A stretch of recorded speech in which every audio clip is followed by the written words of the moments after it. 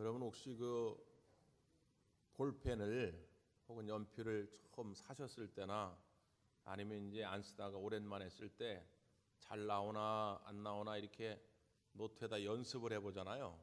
그때 제일 먼저 쓰는 그런 글자가 뭡니까? 이제 어떤 분은 그냥 뭐 지지 이렇게 하는 분도 있을 테고 동그라미를 그리는 분도 있을 테고 어떤 사람은 요즘이야 이제 연인들끼리 뭐 이메일이나 문자 메시지를 주로 보내지만 옛날에 다 손편지를 썼잖아요. 그러니까 항상 이제 손편지를 쓸 때 연습을 하죠. 사랑하는 순이에게 잘 써보려고 순이에게 한 열 몇 번을 연습을 하고 이제 쓰는 거예요. 이게 습관이 된 거예요. 근데 결혼은 순이랑 한 게 아니라 영이랑 한 거죠. 그 영이 앞에서 볼펜을 새로 샀는데 순이에게 순이가 누구냐고. 그러니까 여러분 평소의 습관이 참 중요합니다. 저는 개인적으로 언제부터인지는 모르는데 저도 기억이 나지 않는데 저는 꼭 볼펜을 사면 우리는 이런 단어를 써요. 우리는 나도 모르는 사이 쓰려고 쓰는 게 아니라 나도 모르는 사이 우리는 그리고 조금 더 쓰면 지금 이런 단어를 써요. 우리는 지금. 왜 그런지는 모르겠지만 어쨌든 제가 그냥 스스로 판단하건대 제 마음속에 이 우리라는 개념, 이 우리라고 하는 의미를 좀 이렇게 많이 느끼며 강조하며 살고 있지 않은가 이런 생각을 해봅니다. 여기 모인 우리, 저와 여러분은 오늘 하나님 안에서 짝지으신 최고의 가족 공동체임을 믿습니다. 여러분도 그렇게 생각하시죠? 네. 이스라엘 백성들이 성경 다음에 제2의 성경처럼 여기는 것이 탈무드인데요. 그 탈무드에 나오는 이야기 가운데 이런 게 있어요. 메이어라고 하는 랍비가 있는데 설교를 굉장히 잘합니다. 인기가 많아가지고 금요일 날마다 해당해서 말씀을 전하면 수백 명의 사람들이 모여서 그의 말씀을 듣곤 해요. 어떤 부인도 그 말씀이 너무 좋아가지고 한 번도 빠지지 않고 집회에 참석을 합니다. 근데 그날은 이제 워낙 은혜가 넘쳐가지고 이 메이어 랍비가 설교 시간이 길어진 거예요. 근데 사람들은 뭐 은혜를 받다 보니까 긴 시간인지도 모르고 이제 있게 된 거죠. 집으로 돌아왔더니 이제 남편이 화가 난 거죠. 너무 늦게 들어와가지고. 보통 이스라엘 백성들은 토요일 날은 안식일이라 음식도 따로 만들지 않기 때문에 금요일 날 다 만들어 놓습니다. 내일 먹을 것까지. 근데 아무런 음식도 준비해 놓지 않고 밤늦게 들어오니까 남편이 이제 쏘아 붙이는 거죠. 어디 갔다 오냐고. 아이 메이어 랍비님 말씀 듣다 왔다고. 지금 그게 중요하냐고. 내일 먹을 거 하나도 준비 안 해놓고 말이지. 지금 들어오면 어떡하냐고. 나가라고 말이지. 다시 들어오려면 그 랍비한테 침이나 뱉고 오라고. 그렇지 않으면 절대로 우리 집에 못 들어온다고. 쫓아버린 거예요. 아니 그렇다고 집에 들어가자고 자기가 존경하는 랍비한테 가서 침을 뱉고 올 수는 없지요. 집에도 못 들어가고 결국은 자기 친구네 집에 가서 며칠 동안 머물게 됩니다. 이 소식을 이 메이어 랍비가 듣게 돼요. 그날따라 자기가 설교를 좀 길게 하는 바람에 그 부인이 그런 고초를 당하는구나 이런 생각이 들어가지고 그 부인을 오라고 합니다. 그리고 부인한테 이렇게 말을 해요. 내가 며칠부터 눈이 아픈데 의사한테 가서 물어보니까 이 눈에다가 남의 타액이 들어가면 깨끗해진다고 한다. 그러니까 내가 부탁이 있는데 내 눈에다가 당신의 침을 좀 묻혀달라. 그래서 본의 아니게 이 부인이 랍비님 눈에 침을 뱉습니다. 그래서 집으로 돌아갈 명분이 생긴 거죠. 그래서 그는 집으로 돌아갔어요. 문제는 그걸 보고 있던 랍비의 제자들이 아니 말이지 어떻게 그럴 수가 있냐고, 어떻게 존귀하신 우리 랍비님에게 침을 뱉고 갈 수 있냐고 막 뭐라고 해요. 그때 그 메이어 랍비가 이런 말을 합니다. 가정에 평화를 이룰 수만 있다면 나는 그 어떤 일도 할 것이다. 이 탈무드의 교훈이에요. 가정의 평화를 위해서라면 내가 조금 더 희생하고 내 자존심이 더 꺾이는 한이 있을지라도 내가 더 양보할 수 있다면 그 가정은 늘 천국 될 것입니다. 근데 이게 반대가 될 때 나는 절대로 양보하지 못해. 네가 해. 너만 하면 돼. 이런 사람들로만 채워지면 그 가정은 천국이 아니라 지옥 같을 수밖에 없는 거죠. 교회도 마찬가지입니다. 우리는 교회를 정의할 때 하나님의 가족 공동체라 이미 이렇게 우린 정의를 내렸죠. 우리는 가족 공동체입니다. 이 가정이에요. 여기서 우리가 그래, 내가 저 사람을 위해서, 내가 교회의 평화를 위해서 그래, 내가 참자. 내가 상식적으로 생각할 때 잘 이해가 안 되고 납득이 안 되고 용서가 안 되고 화가 나지만 그래, 내가 평화를 위해 참자. 이런 사람들로 넘쳐나야 우리 대광교회가 천국이 되는 거지. 내 말이 무조건 옳으니까 너는 무조건 양보하고 너는 져야 돼. 이런 사람들로만 채워지면 여기는 그냥 싸움터 되는 겁니다. 천국이 될 수가 없는 거죠.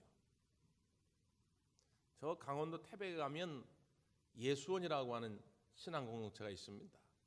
아레이 토레이라고 하는 성공의 신부가 세운 것인데 그 원래 장로교 집안에 태어났는데 영국 성공의 사제가 돼가지고 우리나라 들어와요.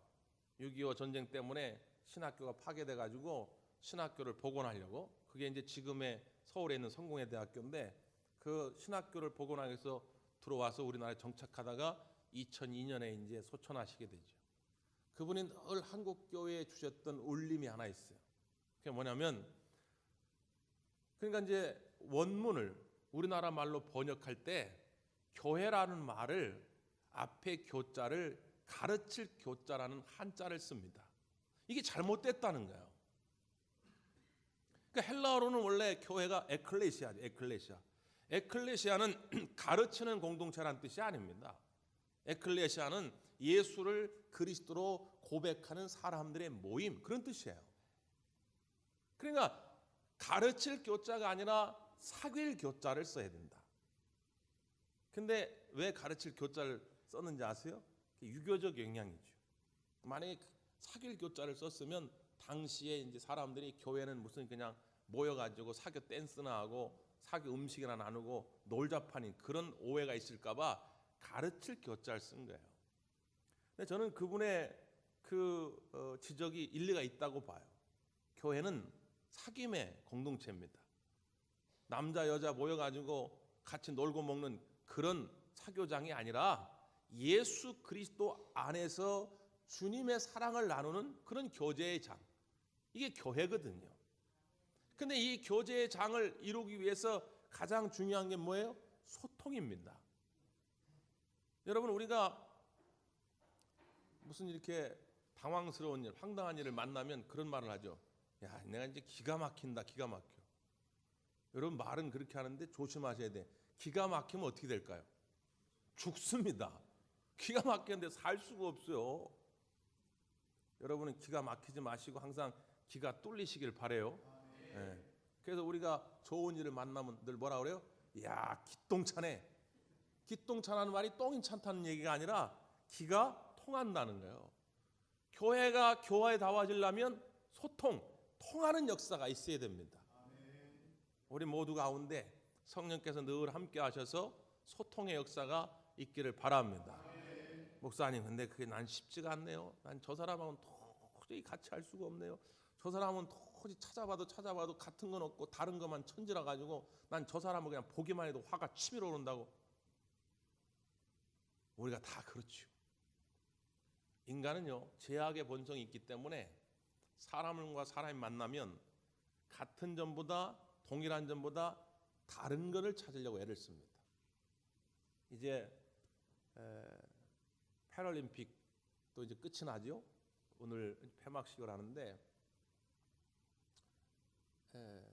이게 원래 이렇게 두 선이 이렇게 나란히 있을 때 똑같은 방향, 똑같은 모양으로 있을 때 우리가 이거를 평행선이라고 하죠. 평행선. 이거를 영어로 패럴렐 라인이라고 합니다. 패럴렐 라인. 똑같은. 그 패럴렐이라고 하는 단어하고 올림픽이라고 하는 단어가 합쳐져 가지고 패럴림픽 이렇게 부르지요. 똑같은, 동등한 그런 뜻이에요. 누구와 동등해요? 장애인과 비장애인이 동등하다. 그런 의미에서 패럴림픽이라고 부르지요. 근데 어디 그렇습니까? 여러분, 여기다 손을 얹고 한번 생각해 보세요. 우리가 딱 장애인을 만났을 때 그 사람을 나하고 동일한 동등한 사람으로 그런 인격체로 여러분 여겨집니까? 딱 보자마자 저 사람은 나하고 다르네. 팔이 다르네. 다리가 다르네. 눈이 다르네. 얼굴이 다르네. 뭐 같은 다르네. 나보다 뭔가 모자란 거 아니야? 이게 우리의 죄악의 본성이라고 말이에요. 이 패럴레, 이 동등한 마음을 갖기가 쉽지가 않아요. 어떻게 해야 할까요? 오늘 성경은 우리에게 그 비결, 그 능력을 일러주는 것입니다. 자, 오늘 본문의 16절의 말씀을 한번 같이 보겠습니다. 16절 시작.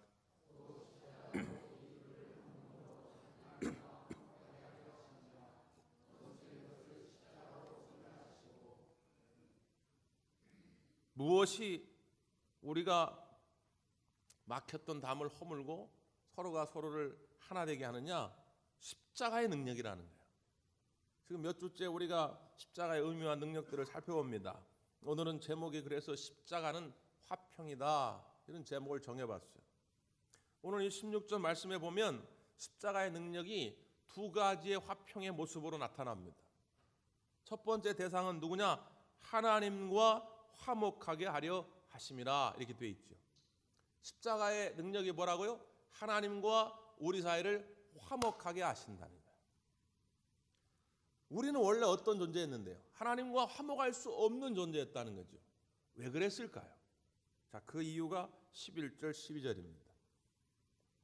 시작.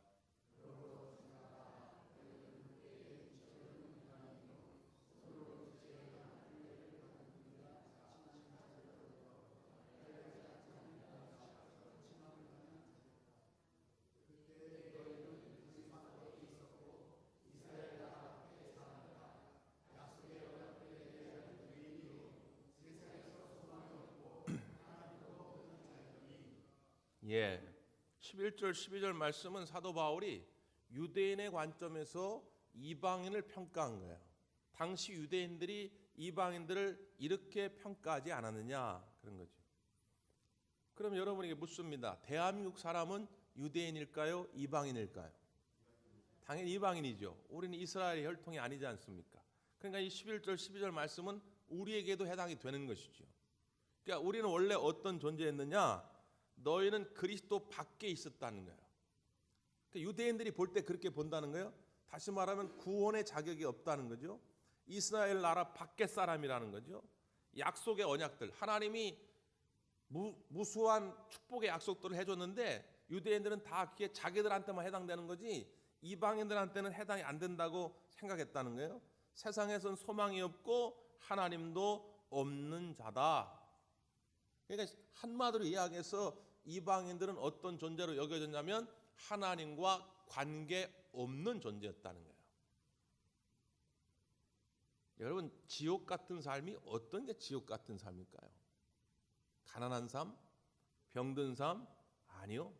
어떤 삶이 지옥 같은 삶이냐? 하나님이 없는 삶입니다. 에덴 동산에서 아담과 하와가 천국 같은 삶을 살죠. 왜 천국 같은 삶입니까? 이렇게 질문했더니 어떤 남자분이 손을 탁 들더니 거기서는 다 발가벗고 살았잖아요. 여러분, 그래서 천국이 아니고 먹을 게 많아서 천국이 아니고 왜 에덴 동산이 천국 같은 삶이에요? 하나님과 함께하는 삶이에요. 근데 죄가 들어오니까 이 깨진 거죠. 하나님과의 관계가 막혀버린 겁니다. 그 하나님이 이 아담과 하와를 에덴에서 쫓아버린 거예요. 죽인 게 아니에요. 죽이진 않았지만 쫓아낸 게 그게 마치 죽은 것보다 더 고통스러운 지옥의 삶입니다. 그러니까 지옥 같은 삶은 뭐냐? 하나님과 분리된 삶이에요. 하나님 없는 삶이 지옥의 삶입니다. 그래서 우리가 전도할 때 당신은 죄인이고 당신은 죽은 존재고 당신은 지옥에 지금 인생을 살고 있다. 그러니까 다시 하나님께로 와라. 그러면 믿지 않는 사람들은 뭔 소리 하는 거냐? 내가 이렇게 멀쩡히 살아있는데 내가 왜 죽은 존재냐? 내가 왜 지옥 같으냐? 나 50평짜리 아파트 살고 나 에코스 끌고 다니는데 내가 왜 지옥 같은 삶이냐? 이렇게 얘기하지요. 육적인 눈으로 볼 땐 그렇게 보는 거예요. 근데 영적인 눈으로 볼 때는 아무리 좋은 집에 살고 좋은 차를 끌어도 하나님 관계 없는 삶은 다 지옥이라는 거죠. 그러면 다시 돌아와야 할 텐데 에덴 동산의 삶으로 하나님과 함께하는 삶으로 돌아와야 될 때 어떻게 되느냐? 사람들이 가서 몸부림을 치는 겁니다. 옛날 우리 민족들도 잘 알지도 못하면서도 어떻게든 흉내를 내보는 거예요. 그래서 물 한 그릇 떠놓고 달님한테 빌어봅니다. 천일을 빌어봅니다. 만일을 빌어봅니다. 종교적인 어떤 체험을 합니다. 야, 이건가? 이게 뭔가 구원에 이르는 것인가? 그래, 뭔가 손에 닿을 듯 해요. 그런데 그거는 그냥 허상이에요. 그걸 가지고 하나님과 우리 사이에 막혔던 그 담을 허물 수가 없는 겁니다. 그래서 하나님이 방법을 하나 정하셨는데 사랑하는 독생자 예수 그리스도를 보내시고 그에게 우리의 죄를 다 짊어지시게 하신 거죠. 그래서 우리의 죄를 짊어지고 죽을 때에 우리 하나님이 그래 이제는 너의 죄가 없도다. 그러므로 너와 나와 막혔던 담을 허무노라. 하나님이 인정하신 것입니다. 그래서 구원은 은혜요 감격입니다. 그래서 하나님과 우리 사이가 화목하게 됐다는 거예요. 그게 십자가의 의미라는 거죠. 근데 십자가의 의미가 거기서 끝나는 게 아니라 또 하나의 의미가 있다라고 16절에 말하고 있죠. 또 십자가로 이 둘을 한 몸으로 그랬어요. 그러니까 하나님과 화목하게 되는데 그 화목하게 하기 위해서 뭔가 한 몸으로 만들어 놨다는 거예요. 그 둘을 한 몸으로 만들었는데 그 둘이 누구라고요? 유대인과 이방인이라는 거예요. 유대인과 이방 이 둘을 한 몸으로 만드시려고 예수님이 십자가에 달려 죽으셨다는 것입니다. 그러니까 십자가의 의미와 그 능력은 하나님과 나를 하나 되게 하는 것뿐만 아니라 사람과 사람 사이를 하나 되게 하는 거예요. 옛날 구약 시대 성전의 그 구조를 보면 이렇게 성전을 딱 들어가잖아요. 성전에 들어가면 큰 마당, 뜰이 있어요. 뜰. 그 뜰의 이름이 뭐냐면 이방인의 뜰입니다. 그러니까 거기까지는 이방인이 들어갈 수가 있어요. 근데 그 안쪽은 이방인은 못 들어갑니다. 담이 쳐져 있어요. 그리고 담에 경고 문구가 써져 있습니다. 이 안에 이방인이 들어오면 죽음. 이방인은 들어갈 수가 없어요. 그럼 그 안쪽으로 들어가면 또 하나의 뜰이 있습니다. 그 뜰의 이름은 뭐냐면 여인의 뜰. 왜 여인의 뜰일까요? 여인들은 거기까지 더 이상 못 들어가요. 여인들은 그 안에서만 머뭅니다. 그리고 담이 또 쳐져 있어요. 그 안쪽에 남자들만 들어갑니다. 그 뜰은 이스라엘의 뜰이에요. 그 이스라엘 뜰에는 남자들만 머물 수 있습니다. 그러면 그 안쪽은 또 더 들어갈 수 있느냐? 못 들어갑니다. 또 휘장이 가로막고 있어요. 그 안에는 누구만 들어가냐? 제사장들만 들어갑니다. 거기를 성소라 그럽니다. 그럼 더 안으로 들어가고 싶은데 제사장들 다 들어갈 수 있느냐? 못 들어갑니다. 누구만 들어가냐? 대제사장만 들어갑니다. 그것도 1년에 한 번. 그 안에를 지성소라고 합니다. 이게 성전 전체의 구조예요. 중간중간 담과 그리고 모든 커튼 같은 걸로 계속 구별을 짓습니다. 유대인과 이방인, 남자와 여자, 성직자와 평신도 계급을 나눴어요. 그런데 이 모든 것을 누가 깨트리셨느냐? 우리 예수님이 십자가에서 깨트리셨다는 거예요. 그 표현입니다. 14절을 한번 보세요. 14절 시작.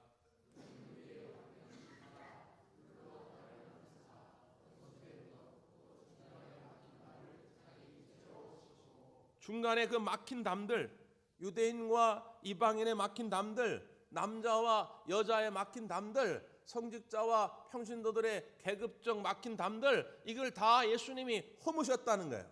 그러므로 이제는 더 이상 이 땅 안에 서로 다른 구별로 인한 담은 없습니다. 없어야 합니다. 예수님이 그래서 십자가에 죽으셨으니까. 그런데 사탄과 마귀는 그걸 그대로 둘 수가 없는 거지요. 십자가의 이 권능, 십자가의 그 은혜를 자꾸 퇴색시키려고 하는 거지요. 무력화시키려고 하는 것입니다. 그래서 사람들에게 죄의 씨앗을 자꾸 뿌립니다. 그래서 사람들은 예수님이 십자가로 무너뜨린 담을 다시 쌓게 만듭니다. 저 사람과의 다른 점을 자꾸 찾아가는 거죠. 남자와 여자의 차이 때문에, 가난하고 부한, 빈부의 격차 때문에, 고향의 차이 때문에, 민족의 차이 때문에, 인종의 차이 때문에. 불과 3, 4개월 전까지만 해도 우리 민족이 일촉즉발의 상황 아니었습니까? 미국에서 트럼프 대통령이 작전명을 하나 만들었는데, 노즈 블러드, 노즈는 코란 얘기고 블러드는 피란 얘기인데, 우리말로 말하면 코피 터트리기 작전. 무슨 놈의 국가의 군사작전이 이렇게 유치한 이름이 있습니까? 코피 터트리기 작전이 뭐예요? 먼저 가가지고 코를 빵 때려가지고 코피 터지면 엉 울고 패배를 선언한다는 거예요. 항복을 선언한다. 그건 옛날 초등학교 때, 꼬맹이 때 얘기죠. 꼬맹이 때. 저희 때도 꼬맹이 때는 그랬어요. 초등학교 때는 싸우다가 누가 먼저 코피가 터지면 걔가 그냥 지는 거예요. 더 이상 싸움이 안 돼. 근데 어른 돼도 그렇습니다. 어른 되면 그런 게 어디 있어요. 별로 안 싸우다가도 만약에 코피를 흘리거나 어디 피가 나면은 진짜 더 돌아버리는 거죠. 싸움이 더 커지지요. 죽으면 죽더라도 가만히 안 있지. 피가 터졌는데 야, 나 코피 터졌으니까 그만. 이런 어른 싸움은 그런 싸움이 없는 거지요. 어찌됐든 그 코피 터트리게 작전에 동조하지 않는 모든 세력은 적으로 간주하고 말이죠. 미국 내에서도 아주 시끄러웠죠. 우리나라도 그렇고. 그런데 놀랍게도 평창 올림픽을 계기로 해가지고 평화의 바람이 불고 있어요. 저는 하여튼 하나님의 은혜라고 믿습니다.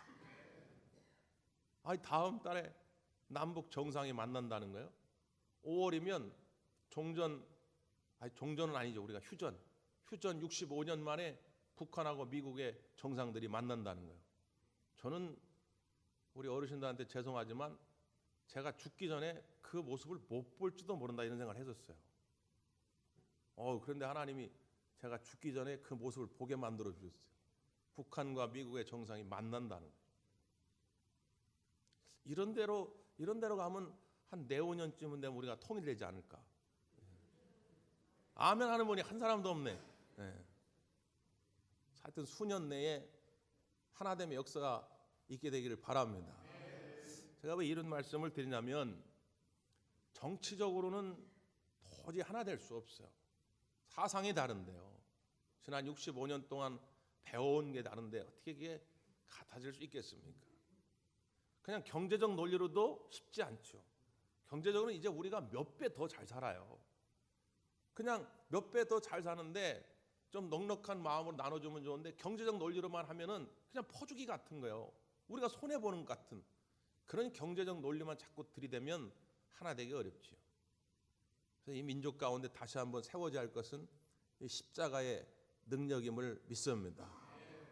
북한 고위급 외교 관료 가운데 작년에 월남한 전 영국 공사했던 태영호 씨가 있죠. 이 태영호 씨가 굉장히 많은 정보를 가지고 있습니다. 그가 작년 12월 19일 날 국민일보하고 인터뷰한 기사를 보니까 그 70년대까지는 말이죠. 나름대로 북한이 그래도 먹을만 했어요. 김일성이 있을 때. 그래가지고 종교에 대한 동경심이 별로 없었대요. 근데 80년대 이제 들어오면서 이제 우리하고는 완전히 경제적 차이가 확 나잖아요. 그러면서 사람들이 뭔가 이렇게 기대고 싶은 마음이 생겼고, 또 하나는 뭐냐면 이제 그때 남쪽에 민주화 열풍이 일어날 때 80년대 민주화 운동을 주도했던 세력이 바로 기독교인들입니다. 그 중에 이제 예를 들어서 대표적인 고 문익환 목사님 같은 분, 이런 분들 있죠. 그래서 북한에서 그들에게 보여주려고, 가짜죠, 가짜. 보여주려고 평양에 봉숙교회를 세웁니다. 그리고 장충 성당을 세워요. 이게 어용이에요, 어용. 진짜 그리스도인이 아니고. 그래서 이제 남쪽에서 그런 민주화 인사, 통일 인사들이 오면, 자, 우리도 다 신앙의 자유가 있다, 교회가 있다, 이렇게 보여주는 거예요. 근데 이제 문제는 이거는 사람들 앉혀야 될 거 아닙니까? 교회를 줬으니까. 근데 이제 탈북자들에 의하면 지금도 지하 교회가 10,000명 이상 있다고 그래요. 근데 이 지하 교인들은 드러내놓고 신앙생활 하는 게 아니기 때문에 그 사람들은 몰라요. 지금 누가 그리스도인지도 몰라. 그러니까 그 교회에다가 누구를 데려다 앉혀놨냐면 당 간부도 있죠. 당 간부들, 아주 당에 대한 충성심이 투철한 이런 사람들, 그리고 그 집의 자녀들, 이런 사람들 앉혀놓은 거예요. 그러니까 뭔 소리를 남한 쪽 사람들이 와서 해도 넘어가지 않을 사람, 그런 사람들. 그 같이 기도도 하고 찬송도 부르고 예배도 한 겁니다. 교회 오라니까 이 사람이 재미가 없잖아요. 이 사람도 원래 관심도 없는 사람들인데 그 출석부를 만들어 가지고 안 오면 막 혼내고 막 그랬대요. 그런데 몇 달 만에 출석부가 사라졌다는 거예요. 왜 사라졌느냐? 처음에는 오라고 해도 안 오려고 하던 사람들인데 몇 달 오면서 그 속에 복음이 스며든 거예요. 그래서 이제는 억지로 오라고 하지 않아도 예배 시간 30분 전, 1시간 전에 와가지고 미리 기도를 하는 거예요. 당에서 난리가 난 겁니다. 가짜로 보여주려고 만든 건데 이 사람들이 몇 달 동안 같이 기도하고 찬송하고 말씀을 듣다가 진짜 복음을 영접한 거예요. 그래서 출연했다는 거예요. 그래서 덜 물든 사람들은 남겨두고 그렇지 않은 사람은 내쫓았다는 거예요. 그리고 봉수교회 앞에 건너편에다가 감시 카메라를 설치해가지고 거기 몰래 교회에 오는 사람들이 있나 감시를 하게 됐다는 거예요. 놀라운 일은 주일날 예배 때가 되면 이제 예배당 안에 들어오는 사람들은 아직까지는 가짜의 어용이에요.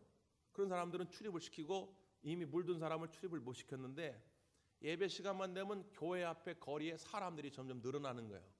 왔다 갔다. 왜 그런가 보니까 교회는 들어가고 싶은데 들어갈 수는 없으니까 그냥 다른 데 가는 척하고 일부러 교회 옆을 지나가면서 교회 안에서 나오는 기도 소리, 그리고 찬송 소리, 설교 소리를 듣고 싶은 거예요. 그 왔다 갔다 하는 사람들이 한두 명이 아니더라고요. 한두 명이 아닙니다. 이건 뭐 제가 꾸미는 얘기도 아니고 태영호 공사가 실제로 목격한 얘기를 전해주는 겁니다.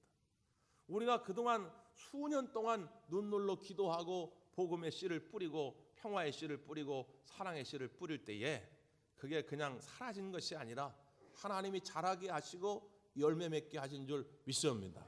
반드시 저는 하나님이 살아계시기 때문에 이것이 놀라운 결과로 나타나라 저는 믿어요. 그게 언젠지 우리는 다 알 수 없지만 하나님은 곧 그렇게 하실 것입니다. 자, 우리가 이 믿음을 가지고 우리의 가정에서도 우리의 교회에서도 하는 거예요. 내가 지금 당장 내가 이 정도 양보할 테니까 너도 해. 그런다고 그 사람이 쉽게 돌이킵니까? 응? 야, 내가 지난 5년 전에 너하고 한바탕 했는데 오늘부터 내가 그래 봐줄게. 오늘부터 같이 통화도 하고 같이 밥도 먹자. 그런다고 그 사람이 한꺼번에 바뀌지는 않을 거라 그 말이에요. 그럼에도 불구하고 오늘도 또다시 우리가 사랑의 씨를 뿌리고 평화의 씨를 뿌리면 반드시 그 막혀진 담은 열려지게 되어 있습니다. 왜요? 예수님이 십자가에서 이미 그 길을 열어 놓으셨기 때문에. 문제는 뭐예요? 우리 마음속에 그 십자가의 능력이 자꾸 소멸되는 게 문제예요. 내 공의로, 내 어떤 행위로 내가 구원받은 줄로 착각하는 그 모습 말이죠. 우린 다 죄인이었으나 예수님이 십자가의 죽으심으로 의인된 줄 믿습니다. 그 은혜와 사랑을 여러분 믿고 확신하거든 그 마음 가지고 평화를 이루셔서 여러분 가정도 교회도 우리 민족도 천국 되기를 간절히 바랍니다. 기도하겠습니다.